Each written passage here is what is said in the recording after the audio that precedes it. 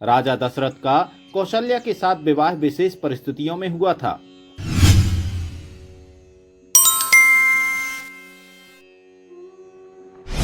इक्ष्वाकु वंश में अयोध्या के राजा दशरथ की प्रथम पत्नी कौशल्या थी। उनकी माता का नाम अमित प्रभा और पिता का नाम सुकौशल था।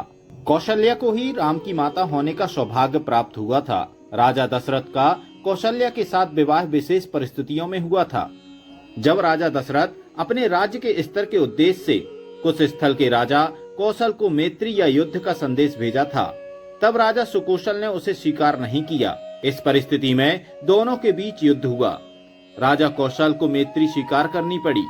राजा दशरथ की वीरता, यश और शालीन व्यवहार को देखकर राजा कौशल ने अपनी पुत्री कौशल्या का विवाह उनके साथ कर दिया।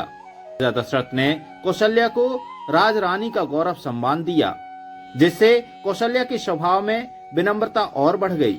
विवेकशील स्नेहमयी रानी कौशल्या से चारों पुत्र उनसे अत्यधिक प्रेम करते थे।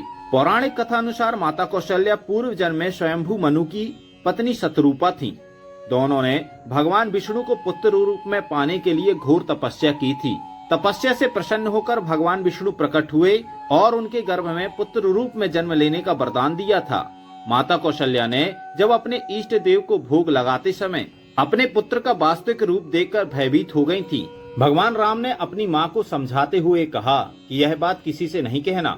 जब विश्वामित्र राम लक्ष्मण को यज्ञ रक्षा के लिए मांगने आए तो राजा दशरथ परेशान हो गए थे, लेकिन माता कौशल्या परेशान नहीं हुई थी, क्योंकि वे जानती थीं कि यह स्वयं भगवान विष्णु हैं।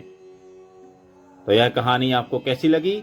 अगर अच्छी लगी तो आप हमारे चैनल को लाइक और सब्सक्राइब जरूर करें। जय श्री कृष्णा, राधे राधे।